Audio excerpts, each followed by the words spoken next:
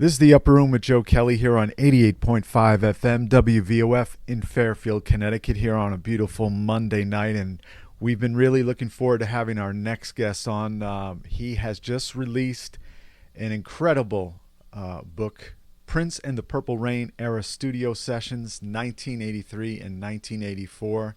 He's a writer, director, producer, and he put all this hard work into this book. And we want to welcome a longtime friend, Mr. Duane Tudahl. How you doing, Duane? Doing great, Joe. I'm so excited to be here. This is fantastic. Yeah, I know. I mean, you've been working on this for a long, long time. It's, how many pages does it clock in on the official version? The official version is, I think it's 550 something, and some of that is citations and thanks and things like that. But and an index. But it's about twice as big as your normal book you're going to get. It's close to 180,000 words, and these kind of books generally have about 120,000. So it's a bit bigger than usual.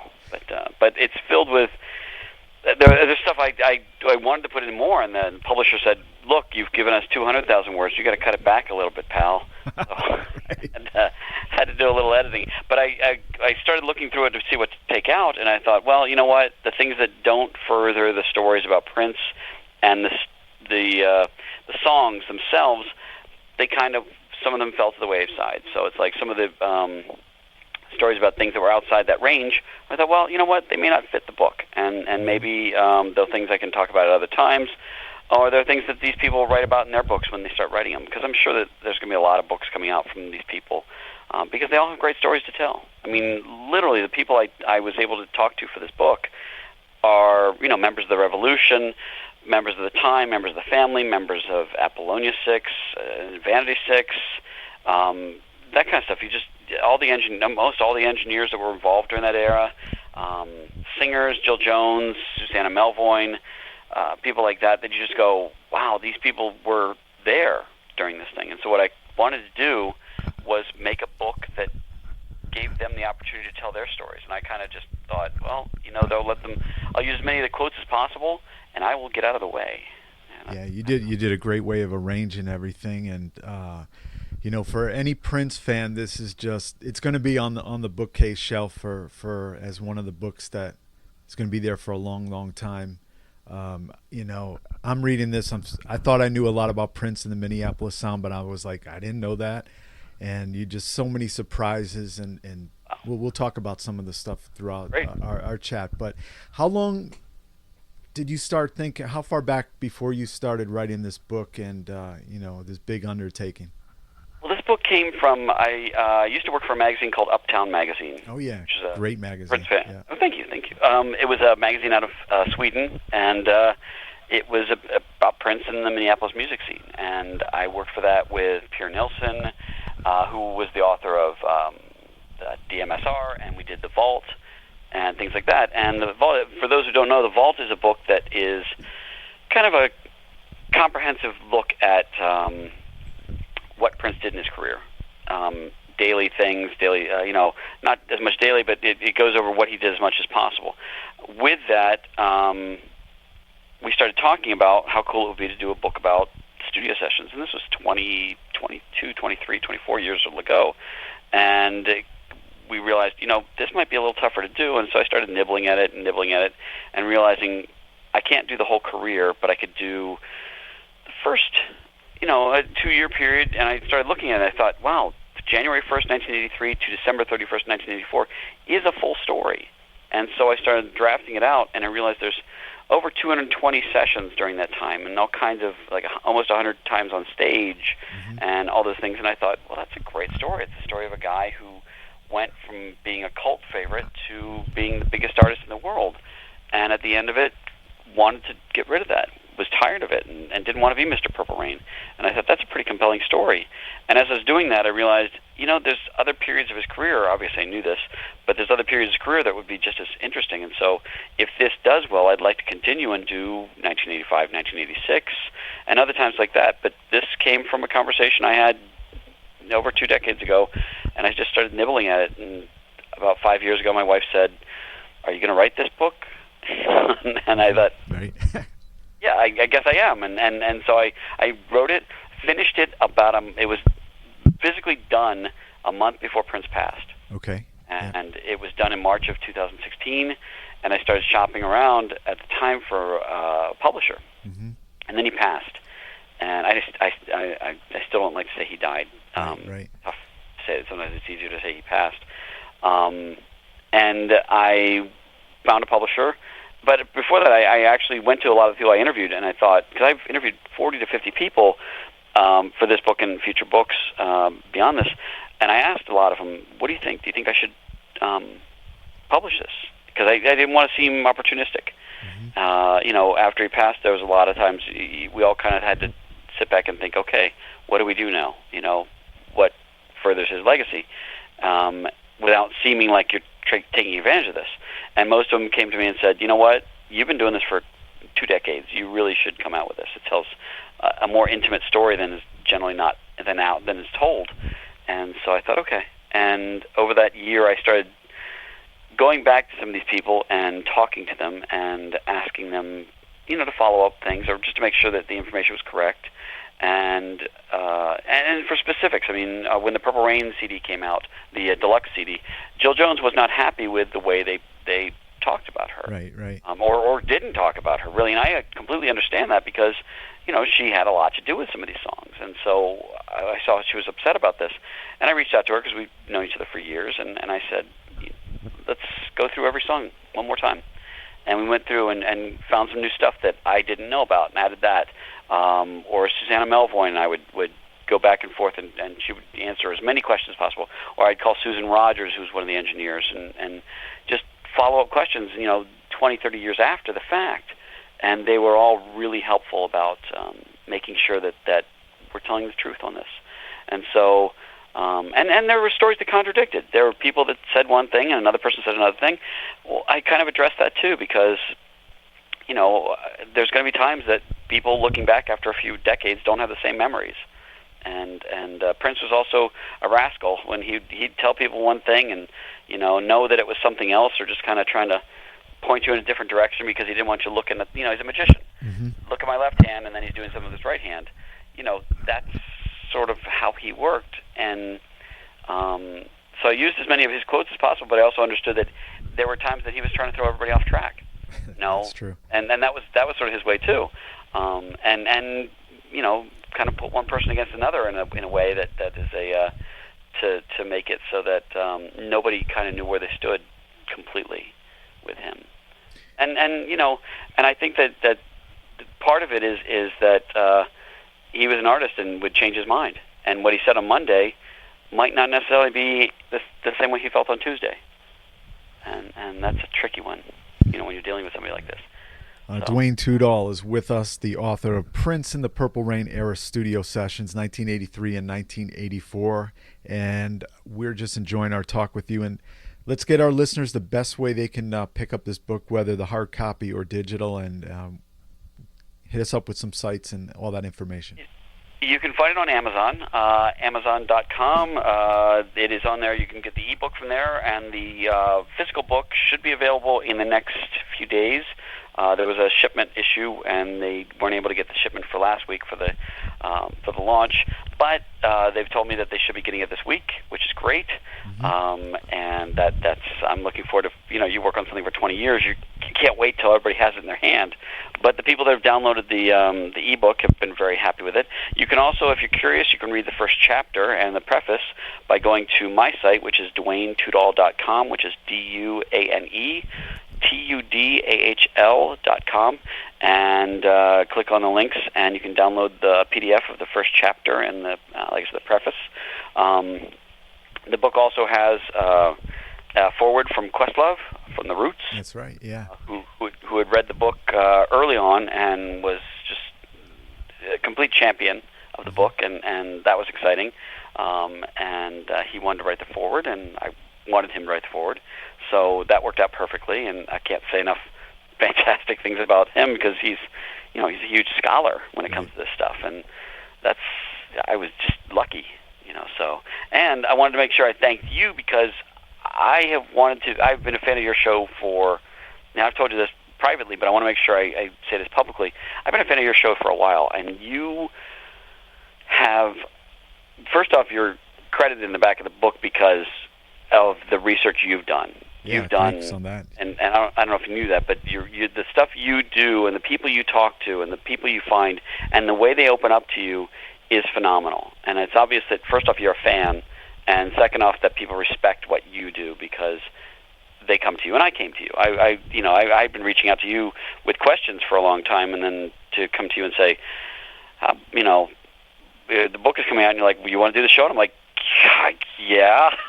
So absolutely. So yeah, I want to make sure that certain things get mentioned, and your show is definitely one of them. And I've been, any chance I get to talk about your show, I do that. So yeah, thanks for all those great words, Wayne. So sure. Yeah, and we're I'm just thinking about the book.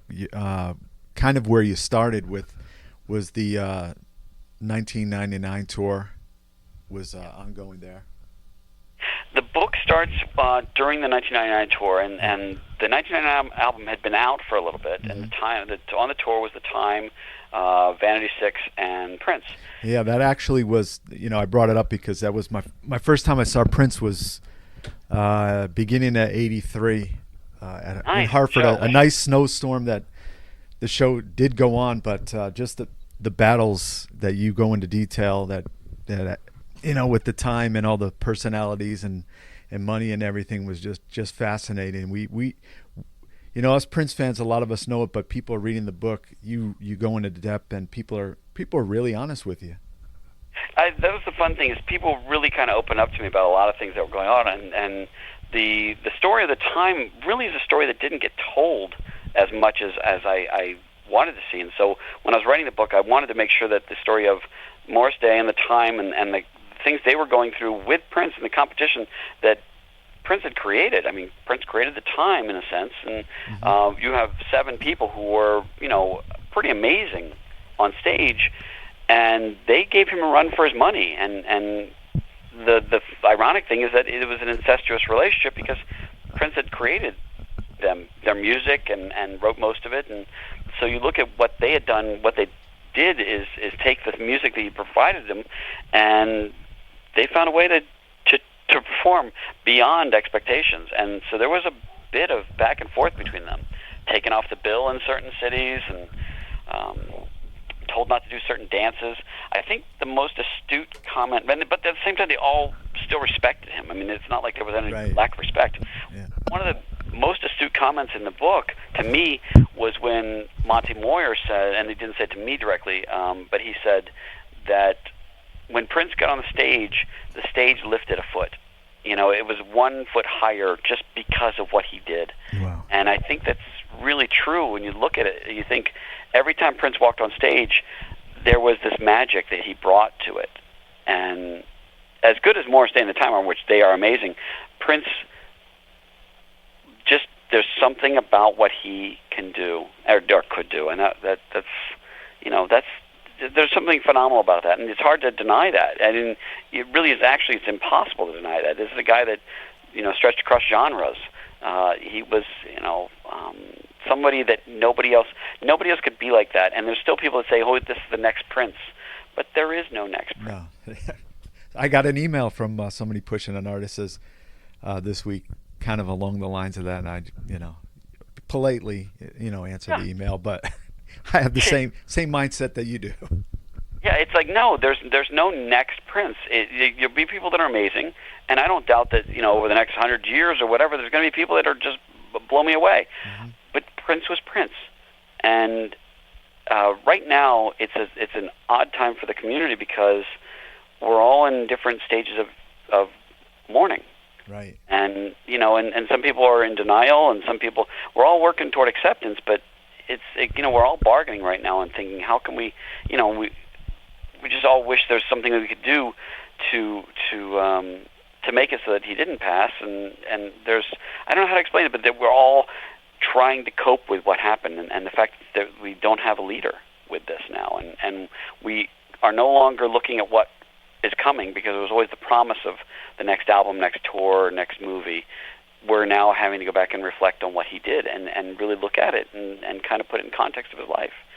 And I'm hoping what this book does is takes the events of his life and shows you how his songs were his diary, and in a way that I don't think we understood. The fun thing to me is finding out that Prince gave us the clues about himself right in the open, right there for all of us to see, and none of us realized that his songs, and he says this, my songs are, and all my life is in my records. Mm-hmm. And I didn't quite get that until I started putting them in order and in context. And I was like, oh, now he's happy. Oh, now he's sad. Now he's confused. Now he's in love. And you realize, oh, there's a story he's telling beyond what the songs are and what he's revealing about himself through his music. And that, to me, was what this does is sort of brings you back to his music, because since he passed, it's been a tough time, and we all look through. I know I look through his music, and I can't listen to his music and not think in terms of him not being here. Right. And I'm assuming you do the same thing, where you'll hear lyrics and you go, oh yeah, that's kind of, he didn't mean to say that, but now he's talking about death in this song. I can't help but think about death. And I'm hoping that what this does is take you back to a time when he was alive and happy and vital and young and doing things that mattered, and that you can listen to the music for the first time again once you understand how this song fit into his life. Well, Duane Tudahl is with us here on WVOF in the Upper Room with Joe Kelley, and he has just released an amazing book, Prince in the Purple Rain Area Studio Sessions, going into incredible detail on practically the day-to-day existence that Prince led from latter part, actually 1983 and 1984, finishes up right at end of 1984. And one of the key things, you got a hold of all the recording logs from Sunset Sound and other studios. Yes. How did you pull that off? I was working when I was doing work for Uptown. I was doing a lot of the LA research. I live in Los Angeles, and I talked to the people at Sunset Sound, and I interviewed the manager and the owner, and one of them said, "Do you want to see the work orders?" I was like, "Yeah, that'd be great." And he started showing them to me, and this was this years ago. And he said, I don't know if I asked or if he said, but it came up about me making a copy of these things, and I said, yeah, I'd love that. And then I was making the copies. I kept thinking somebody's going to walk in the room saying, "Hey, who are you, kid?" And so as I'm leaving there, I'm like I'm nervous, thinking they're going to walk out in the parking lot and say, "Whoa.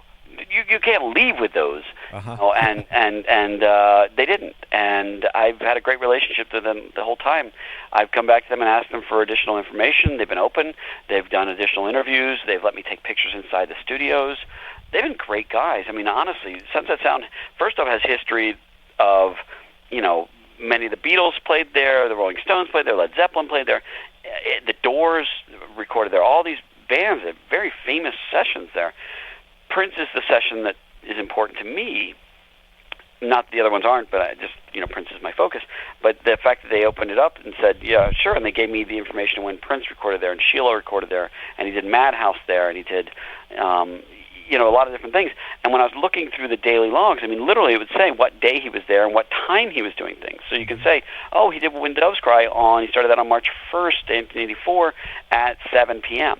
or whatever it was. I don't have it in front of me, but, when you start seeing, oh, that's dinner time or whatever, you just go, wow, you now can not only tell the day, because it used to be like, okay, it was during the month of March he did this. Now I can not only pinpoint the day, but oftentimes the time of day that he was doing some of this stuff. And there's something humanizing about that it's no longer just this big myth. This is the story, and you start to see this is when he did the song for Sheena Easton. This is when he did the song for Sheila E. or whatever songs, the Bangles songs, song for Stevie Nicks. You start to see the dates of these things, and to hear the stories of the engineer talking about it. And people don't understand the engineers are there for 18 hours a day sometimes with Prince. They sit in a room with no windows with this guy. And so they have stories about him. Then they're sort of overlooked in a lot of the Prince books, because I think people just never thought about the engineers, but the engineers really literally spent most of the day with this guy. And band members would come in and go, and singers would come and go, but the engineers sat with him. They would be there a half an hour before he got there and leave a half an hour after he left. So, yeah, I think they have a lot to say about what was involved with the recordings of the songs. And so I got the work orders from Sunset Sound. I contacted Warner Brothers. They gave me access to their vault of information, so I knew what dates the Warner Brothers got songs. I went to the Library of Congress. I went to the local musicians unions, so I knew when they brought in string instruments or other instruments like that. I went to the Minneapolis union, so I understood when they recorded certain things in Minneapolis. I tried to get all those things, people's diaries, people's journals, work orders from people billing for time with him, trying to put together this giant puzzle. And I think it mostly is there. You know, there's always going to be things that I wasn't there, so I can't say what happened. But for the most part, I think, you know, that, and here's the thing I need to stress. It's not just a book of he did this on the 14th and then he did this on the 15th. You've read it. It's a story about him that happens to be told through his work orders and the days he was recording things, as opposed to, you know, a cold list of songs at this date. This is why he was doing the songs and with who he was doing the songs and what they meant to people and who was involved with them and who sang and what was recorded and what wasn't released. So there's outtakes and there's songs that never, you know, that have never seen the light of day. They'll talk about things like that. That's, you know, Vanity Six's second album. I talk about the recording of a lot of the tracks for that never made it out. Now, you know, all this information that you describe in the book and crafting of the songs. I mean, you really show that this guy was a tireless worker, rarely took days off, flying from Minneapolis to Los Angeles. And with all this, did any songs stand out? How he created it that you discovered that where you're like, wow, that just blew your mind? Every time, it's so funny, I kept thinking, and new ones kept coming up, but I kept thinking how amazing this was. She's Always in My Hair was one that blew me away because it's a great song. It's a B-side, and it was one of these songs that would have been a hit for anybody else, but he said, yeah, I'm just going to release it on a B-side. But it's a song that he just did in the studio in one day. You know, The Beautiful Ones, he did the song in one day. You just start looking at that. This is what happens when you, I think Bobby Z said it, is this is what you get when you put Prince in a studio for a day. You know, you get a Beautiful Ones or something like that. But the other thing was, there were songs like Computer Blue that he would work on for weeks, and that became sort of like a this big epic thing. And then you know, it eventually got released on the Purple Rain Deluxe, but it got edited down so much. And I'm like you and like a lot of people who are Prince fans, I'm a completist. I want to hear every note. Right. I want to hear, and we'll bunch of us will sit around going, yeah, they released that song, but there's a 20-second spot in there that it got edited out. That's great stuff, you know. Right. And we'll be very particular about that.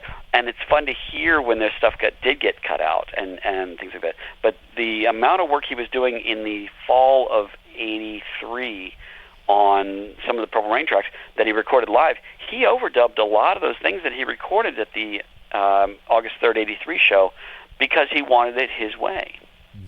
And he could do that. He's, you know, it's his band. He can do whatever he wants, and he's meticulous about what he wants.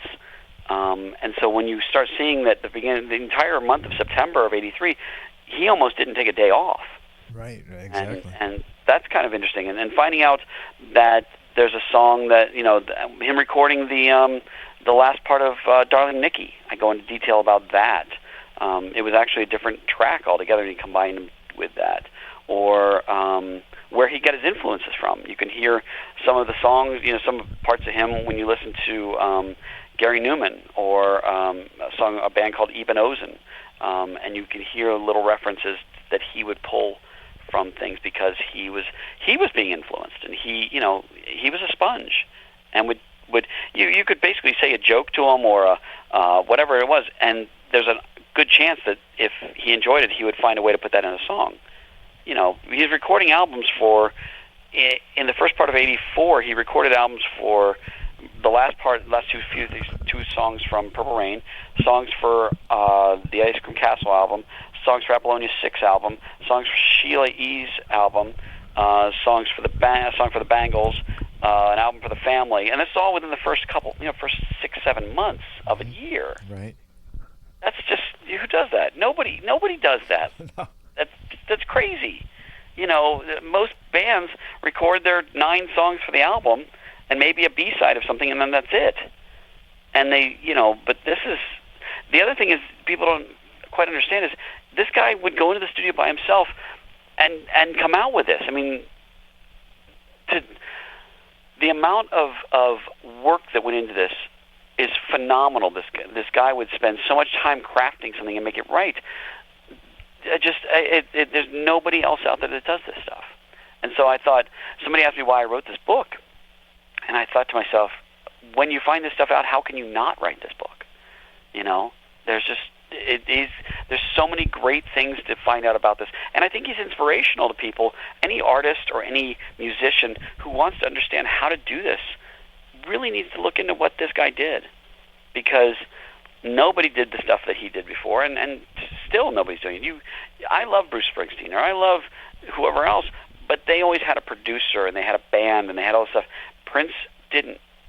He would come in, write it, produce it, sing it, record it, play all the instruments, and it would still be as good as anything anybody else was doing. And that's just, there's everybody else, and there's Prince. And that's just the way music is to me. Like it's mentioned in your book, someone said he wasn't spending Friday night hanging out with the fellas. He Right. was working and creating, rehearsing. I mean, the tour rehearsals with the Revolution and the time back to back is just incredible. It was where he lived. The studio is where he lived, basically. Right. I mean, for the most part, it was his social, because he would bring women in that he wanted to date. Mm-hmm. He would bring in people that he liked. Friends were the people who he communicated with were the people that he were in his bands. These are the things that he had. He's not the kind of guy, I think it was Jill Jones that said, he's not the kind of guy you're going to take to a barbecue. That's right. He's the kind of guy that this is, his life is music, and his guitar and everything else is an extension of him. And when you see him playing guitar on the Rock and Roll Hall of Fame, or doing something, it's like a part of him in a way that most other musicians can't have. But it's because he worked so damn hard, and everybody around him worked hard because of him. And across the board, everybody I talked to respected how much he worked. And you look at other people in the studio, they may be there for a few weeks. Prince was there all year, and even when he was on tour, he would find places to record, whether it's a sound check or rehearsal or a studio on the road. That's just what he did, because I think music was relaxing to him at the same time as it was, something it was commercial for him, but I think it was also something that he was able to, that was his oasis. And that's why he has so much music out there, and that's why, the range of what he did, and the range of his music, and the range of his fans. Right. Look at the cross-section of fans are as wide as the cross-section of his music. And that's a good point. Another thing that is amazing to me is the community of people that love him and follow him and accept what he brought. There's nobody else out like that. And Duane Tudahl is with us here on WVOF. We're really enjoying talking with him on the Upper Room, and you can go to DuaneTudahl.com, DuaneTudahl.com. Order it through Amazon. And have you picked a spot out for your book signing? And I know you're out in the LA area, but I'm working on that right now. I do want to do a book signing. Hopefully, we're going to do a book tour. Maybe the East Coast and a few other cities. I'll be up in Minneapolis in April. I'd like to do a book signing up there. Talking to a couple other authors about maybe even doing a few book signings where it's several authors at the same time. Oh, that'd be. Which I think would be I think that'd be kind of fun to have. So that way you kind of have 3 or 4 authors that you really like. You can come hear all of them talk and purchase whatever books you want and get the signatures right there. I think that would be kind of a fun thing to do. I have not figured out where. Probably in January I'll do a book signing out here in Los Angeles. Okay. Christmas was this is my first book, so I don't know how all this stuff works. But I looked into it, and Christmas, most of the places were booked up. Okay. So I thought, okay, well, I'll do it in January and get that going. I'm also probably going to do some signed books that I'll sell from my website. Okay. I haven't worked out the details on that yet, but it'll probably be a limited number of books I'll do with that. And just I also have a Facebook group called Prince the Complete Studio Session Book Series, and that's, please, if you are curious about what's going on with this, sign up to that. Reach out to me. I'm on Facebook. I'm on Twitter, and say hi. Please ask me questions. I'm open to questions all the time. And like I said, if this book does well and people like it and want a second book, I'm happy to do that, because I seriously love writing these books. This is the people I've met, the things I've gotten to find out, the places I've gone are just phenomenal. I make documentaries for a living, and so this to me was like making a documentary into a book. That's what it was for me. Yeah, we're going to hold you to that. Not just one book after this, You're going to have to do it for us. Because your favorite era? What's your favorite era? I have great things about each stuff. I mean, sure. I'm partial to the Revolution, the MPG, sure. The different configurations. I mean, that era of 2004 musicology. But I mean, my first interview ever was Andre Simone, so we go back, have a great connection. Andre's the best. Andre's fantastic. Yeah, and he's out your way, so. Yes, he is. We've had lunch before. He's a great guy. I've known his wife for years. Right. I adore both of them. They're great people. Let me ask you this question, because since you have some loose plans to eventually go through other eras and in depth like this on the Prince and the Purple Rain studio sessions, how difficult do you think it would be toward the later years in the Paisley Park era to really go into very difficult. Yeah. Why? Doesn't mean it's impossible. I think one of the things that I've enjoyed about Prince is that he's shown that the impossible is possible. Mm-hmm. And I think that what I'm hoping happens is that this book does do something that the family, the estate, Warner Brothers, whoever else is involved, notice, and that they feel like, wait a second, this honors him, this extends his legacy, and this is something that we should find a way to work with me on. And whether it's I'm working with them, they're working with me, we're working together, I don't know what it would be. The way I see it right now, I'm standing in a room that's pitch black, and I don't know what doors are going to open when the book comes out. Right. And I'm hoping that I'm in a large room with no light. I'm looking forward to finding out what happens with this. And I would like to go to Warner Brothers. I'd like to go to the estate. I'd like to go to the family and say, I would like to do more of these books. And I'd love to get everybody's help on this, because there are doors I don't know what's beyond them. Mm-hmm. And if I can be doing this more with Warner Brothers, I can help out with some of their re-releases. And I would love to do something like that. Or I would love to work on documentaries or whatever it is. I don't know where that's going to go, but working hand in hand with the estate or with Warner Brothers or both would be fantastic, because they've got information they may not know what to do with. And I think that this book and that kind of stuff would be a great avenue to get out the word of what this guy did and the scope of what this guy did. This is 500 pages on 2 years of his life. Right. And he had a 40-year career. So that's a lot of books. And a lot of books. And I don't think, from following him, he never took an extended vacation. I know mainstream media would always say, "Oh, here's his comeback," but we knew that wasn't true. No, exactly. He was a guy that recorded all the time, and the later years he didn't come out with as many albums as he was. For years he was coming out with an album a year, and then he didn't over the past few years. But that didn't mean he wasn't working. Mm-hmm. This is a guy that his life was around music, and so not only do you have all the songs he did, but then you've got rehearsals and sound checks and everything like that. This is a guy that I think was always looking forward to what he was going to release and what he was going to do. And I think he said, "What's your favorite?" That people say, "What's your favorite song?" The next one. Well, yeah, because he always knew that what was waiting for him had the potential to be the most amazing thing he'd ever done, and he grew as an artist. And I think that's the saddest thing to most of us is the potential that was there. Imagine what he would have been like as an elder statesman. Yeah, right. And we're missing that because he passed, and that's the sad thing to me. And the toughest thing for me when I did the book was having to go through it and take out the parts that said Prince is and make it Prince was. Yeah, exactly. That broke my heart because, right. I didn't change anybody's quote because that's what they said at that moment. And I thought, that's not my job to change somebody's quote.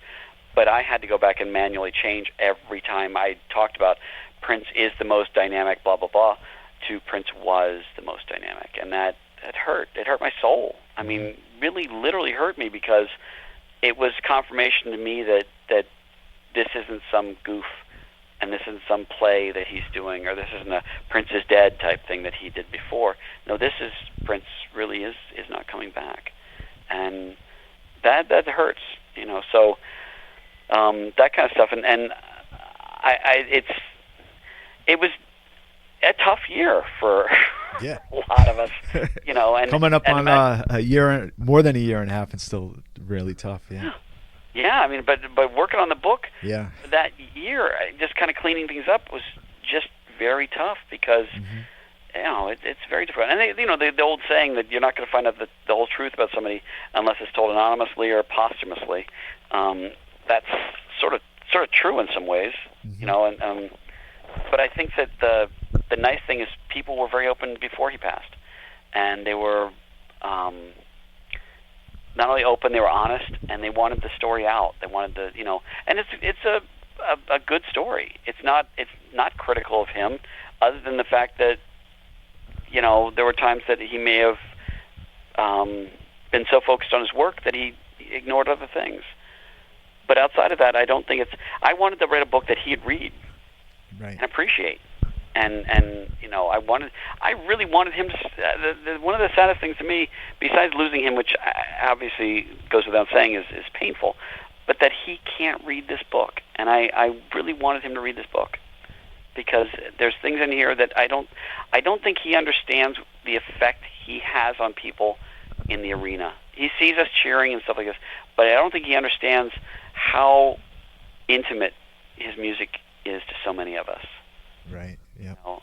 And the personal relationship we have with his music and him through his music, I don't know if he ever grasped that. And that's one sad thing, because, you know, he can be playing it and he's a master of controlling the crowd, but he also related to every person in the arena on an individual basis. And it wasn't like, just because we were all cheering didn't mean that it wasn't affecting each one of us personally, you know. And I think that, I don't know whether he ever understood that.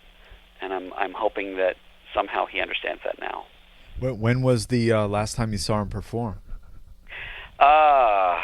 I saw him. I'm in Los Angeles. I was lucky. I got to see him in a lot of different stuff. Probably the last time I saw him perform was when he did the Jimmy Kimmel show. I was there for that, and that was fun. Yeah. And I didn't get to see the final tour, which this is the one tour I wanted to see. One of my favorite shows was I saw him here in Los Angeles on May 13th, 2011, I think it was, at the Forum, and it was Janelle Monáe opened for him, right, and Sheila was on stage, and then Stevie Wonder played with him. Oh, wow. And all of a yeah. It was Stevie Wonder's birthday. It's Friday the 13th on top of that, and all of a sudden you're hearing this riff going, and I don't know what we're going, this is a cool riff. This is a heavy, thick riff.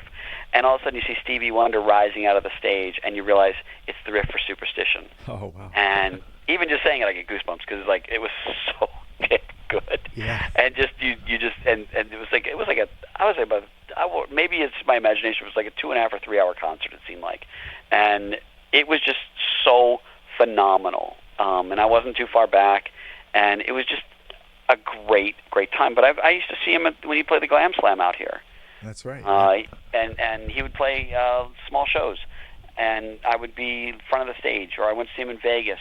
I saw him in Cork, Ireland, on the Nude tour. I was a big fan. I didn't get to see him until Love Sexy. I mean, you got to see him in the 1999 tour. I was never in a city where I could afford to see him until Love Sexy. Right. And saw him at the Forum Sports Arena. I don't remember where it was, but the Love Sexy tour, and that was a phenomenal show. The guy just did so many. He was so good at not just the music, but the performance and the settings and the stage and his fashion and his concept of art.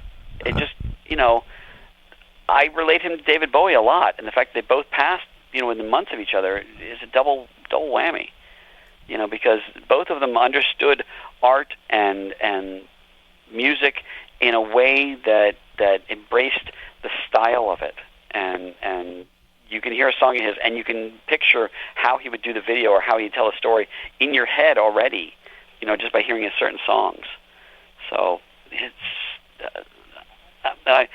funny. I've talked to people, and if I mention them, I like a Prince fan, and they go, "Yeah, I like Prince," and they don't really know him. It's like I can't connect to them almost. It's like I can't relate to you completely. Right. But if I meet somebody and they say, "Yeah, they're a Prince fan," and we start talking, you instantly have a 75% connection right there, and you're just working on the last 25%. Yeah, exactly. Yeah.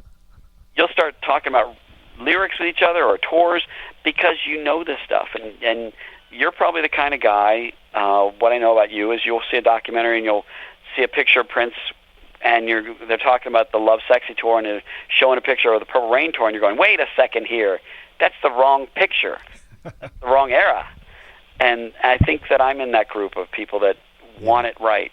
Right. I think that's also where the book came from. Is I wanted to make sure I got as much of this right when it came to a thorough examination of when and where and how. Oh yeah, you've definitely pulled it together. You have all the references, which definitely, I mean, I could never pull that off. You just have done an amazing job.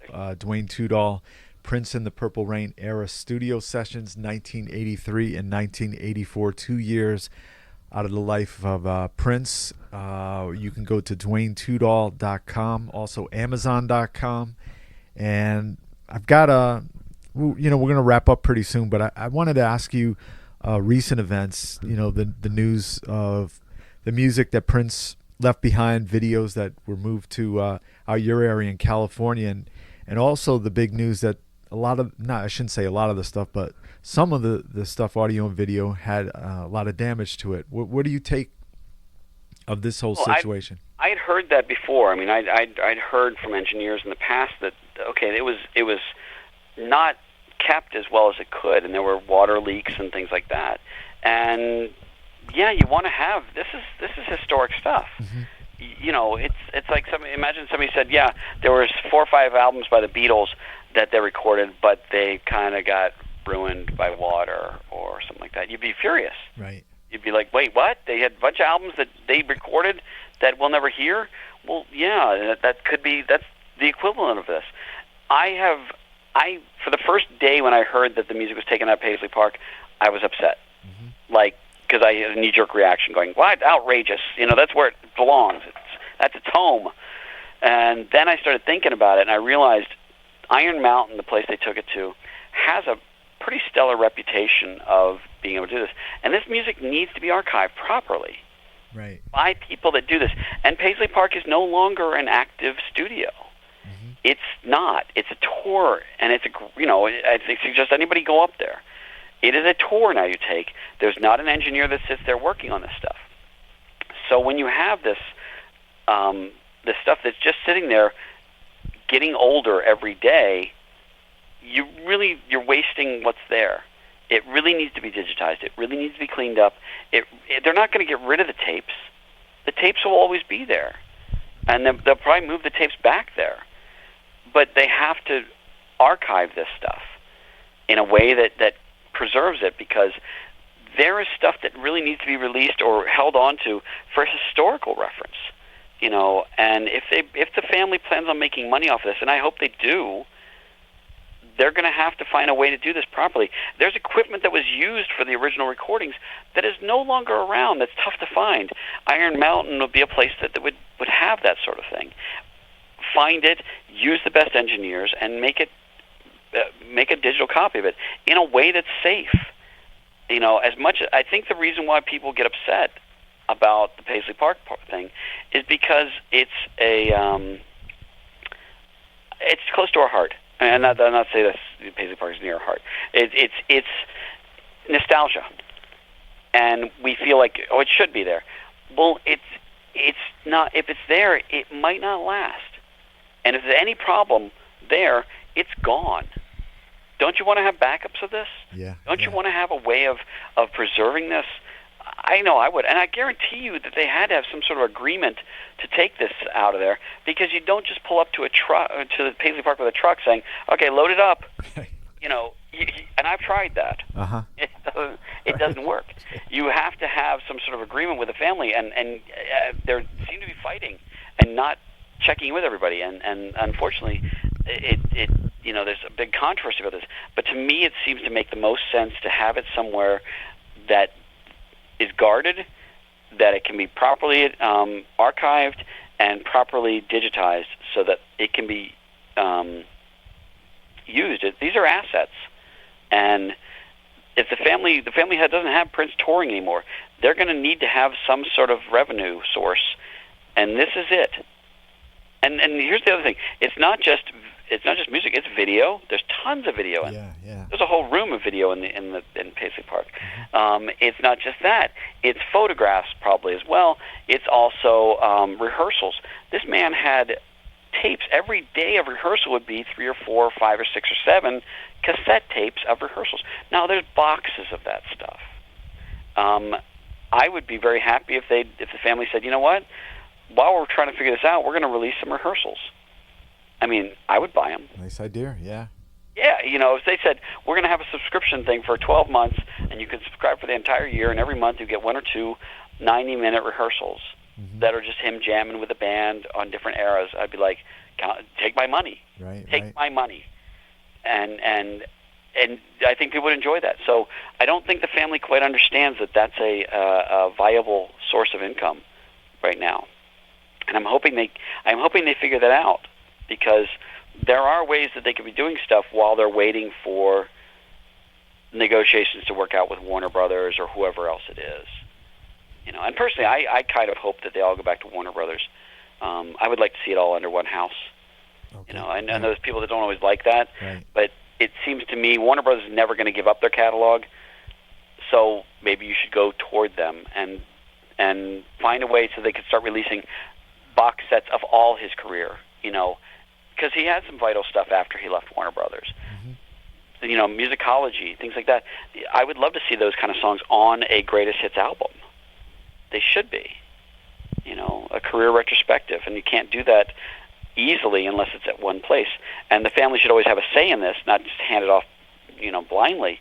But there's got to be a way to combine everything he's done and make it into one big package, so that it can be properly archived and properly re-released with new songs and new whatever. That's just. It's driving me batty, because if you don't do it soon, it's going to be forgotten. Michael Jackson, the albums are coming out with his stuff, people are not really that interested, because that's as you were talking, that thought was going through my mind. I wasn't going to say his name, but yeah, exactly like that. Yeah. I like MJ. I grew up with him. That was something I grew up with. I grew up with the Jackson 5 listening to him. Right. But he's being forgotten, and it's only been like 9 years. Right. And not that he's being forgotten, but he's being overlooked and put aside as a different era. If Prince wants to continue, if the people want Prince to continue to be vital, they're going to have to find a way to make the next generation understand how important he was. And I'm hoping my book and books like this do help people extend the legacy of somebody, because Prince was important, and what he did was important. And he crossed boundaries, and he opened doors for people that would never have had doors open for them before. And I think he deserves to be, important for years to come. But unless they find a way to take it, I don't say take advantage, unless they find a way to do something with his archive properly. Right. And I like the Purple Rain Deluxe CD, but what was surprising to me was including Roadhouse Garden on there, because that should really have been in a Roadhouse Garden album, with other stuff that he was planning, because he had talked about making a Roadhouse Garden album. So it was odd to me, even though it was recorded during that period, to have that. It was, to me, showed me that they didn't quite understand that there's a larger picture with pieces that can fit. We'd all like to get the rest of the Dream Factory album or Crystal Ball album, that he decided not to come out with. There's also other pieces of his projects that never made it out. And as a fan, I want to complete that album. I would love to be able to say, these are the 8 songs that should have been on that album. I will add them to my collection, so now I have the bigger thing. Or when he comes out with a Sign of the Times Deluxe have the Crystal Ball CD in there, and have the Dream Factory stuff, and have the Camille and all that stuff in there. And you just hope that they have the foresight and the understanding of his career to do that. Unfortunately, the people that are putting these things together at Warner Brothers probably weren't around when Prince was there, and they don't necessarily understand who Jill Jones is and why she was vital to what he did, or who each one of these people were. And that's the thing we're fighting right now, is trying to figure out how to make sure that the people and the voices of the people that were there are told, and that their stories help people understand what went on during that time. And again, that's one of the reasons I wrote the book, is because I thought that some of these people are being overlooked, and their stories are being overlooked, and some great stories. There's things in the book that I still look at and laugh out loud about. We're friends with all the guys from the time, and I was reading your quotes from Jellybean, and I could just see his facial expressions as I'm reading the words. I said, "You got it perfectly." Jellybean, and the cool thing is, I did not do the interview with Jellybean. That was done for Uptown Magazine, and Pierre Nilsson and Alan Freed, who was the person that did the interview, who were both friends of mine, said, "Do you want the actual tape?" And I said, "Yeah." Right. And so then I reached out to Jellybean and I said, "I'm doing this book, and I would love to use your quotes from this." And he didn't question. He said, "Absolutely," and signed off. And cause I want to make sure that anybody who I was given access to things that they didn't know me, I reached out to them. I wanted to make sure I re-talked to every person I interviewed, and told them, the book is coming out in a year. I want to get your permission. And one or two of the people said, "You know what? Looking back, Prince just passed, and I don't want to be involved." Oh, okay. And I honored that. I thought, you know what? That's fair. They were like, some people said, "This is my friend, and it's just too soon for me to make a comment about it." Even if I'd interviewed him years ago, they still said, "It's too soon." And I thought, absolutely. We've lost an icon. You've lost a friend. Mm-hmm. It's my job to honor that. So I would make sure that I honored any person that said, no. And it wasn't many. It was one or two that said that. But I thought, you know what? But the cool thing was the people that I reached out to, like Jellybean and things like that, said absolutely. And so I'm looking forward to getting them the copy of the book, because I agree. Jellybean's voice is very distinct. Oh yeah. and having him tell some of the stories of the time is right. To be a complete delight, because you can hear him saying, "Let me tell you," and there's something about him that you can't help but like. Yeah. And I'll tell you quickly, the last time we were, it was a few months ago here in Connecticut. The Time played at the casino, and we hung out with the guys up at the hotel suite after the show, and It was the first time I've ever heard Morris Day talk in his voice without being in the so-called character. I mean, we were talking about John Blackwell before he passed, and with Prince and everything. And Morris, I was listening to Morris, and I was thinking, wow, I've never heard him talk like in his actual speaking voice. That's great. Yeah, I'm not going to interview Morris. I really wanted to. I just didn't. Yeah, either have I. I've never had a chance. I think I've seen him interview, and I used plenty of his quotes from other things, but I just have not had a chance. I'm hoping sometime in the future. Again, I'm hoping that what happens with this book is that there's a number of people that may not have wanted to talk because they didn't know me. Who's this guy? He was, some fan who's writing a book, and I hope that they read this and they go, okay, now I understand where he's going with this, and there's an honest view to this, right. And that they want to talk to me for future things. I would love to do an updated version of this book with, because I'm assuming over the next year there's going to be new stuff that comes out. And oh yeah, sure, yeah. I would love to eventually, a couple years down the road, do a deluxe version of this book that has, extra quotes, extra dates, extra information, corrections, because I'll tell you, I know there's probably some mistakes. I'm not going to say this is, the 10 Commandments. There's bound to be. I know I can look at it and I can see there's one or two things where I had a typo that was a mistake, and I was like, ooh, got to fix that. But you know what? It's a 550-page book. Yeah. There's going to be, there's going to be a couple window dressings that are not quite, right. That are very minor. For the most part, it's backed by the dates from the work orders, from Warner Brothers, from personal journals, and all that other stuff. So it's kind of, and then the quotes. I think that the cool thing to me was hearing people say, oh, no, we recorded that then. I remember that because we were going on tour right after this. And you're going, whoa, really? That's different than I expected. And so I ended up moving dates that were, like The Ladder was earlier than I thought, and Temptation was later than I thought. And that kind of stuff is fun to find out when you can start placing things properly with confidence. Yeah, and it's a definitely incredible read, and you must have it for the completest Prince fan and those that just love Prince, whether you were seeing every tour or just love Purple Rain. This is the book to get. Duane Tudahl, Prince and the Purple Rain Era Studio Sessions, 1983 and 1984, and you can go to DuaneTudahl.com, DuaneTudahl.com. Order it through Amazon. You can read the online version of it, or you can get a hard copy sent to you. And Duane, thanks so much for coming by. You're a great guest, amazing to talk with, and talking with you all these years. And no, this is great. I've been wanting to talk to you about this stuff, not just this, but for years. And again, to tell you, I not only am a fan of the music, but I'm a fan of yours. I think that people like you, bring something to. I know we're not doing an interview about you, but seriously, what you do is you find these people and you have them tell their stories in a way that's honest and open. And I used information from some of your stories, and I remember for a long time been asking you, when are you posting that? When are you posting I know. that? That's how I got to know you, is by nudging you, saying, it's not going to be online.